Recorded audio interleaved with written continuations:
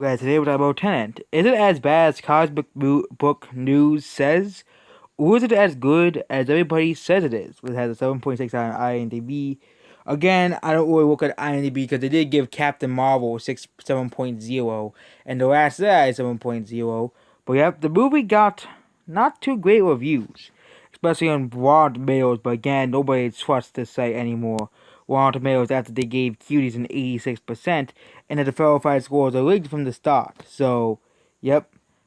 And of course, we got Metacritic scores here.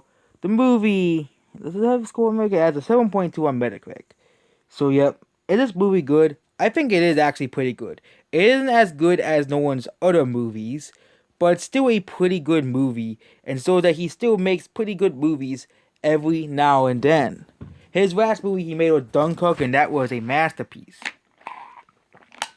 But Tenet isn't as great as Inception, which this movie is trying to be like. Inception is a very weird and confusing movie, but works most of all the time because it's about dreams and stuff. This time, this movie is basically about time travel. That's basically what this movie is. It's about time travel, and yeah, that's basically what the movie. Yeah, time travel, and basically this guy from the CIA is given a single word about his weapon to prevent the onset of World War III. He must travel through time. He travels to the time where the time goes backward, and yeah, that is basically what it is here. Okay, but yeah, basically he goes back in time and stuff. His name is really called the protagonist. So it's an original name for a character. But yep, he basically, basically he has to stop these guys from, ruining and ending the world. And it's pretty hard to keep up with this movie as well because it is pretty hard. Yeah, it's not as long as other movies like Endgame. Yep, this movie still took less time to explain than Endgame.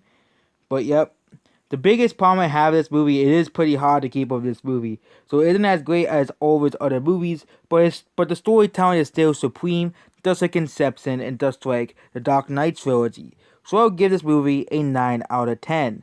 So yep, this is the first movie I have watched of 2021. There will definitely be way more. I took a break from watching movies after Christmas Eve.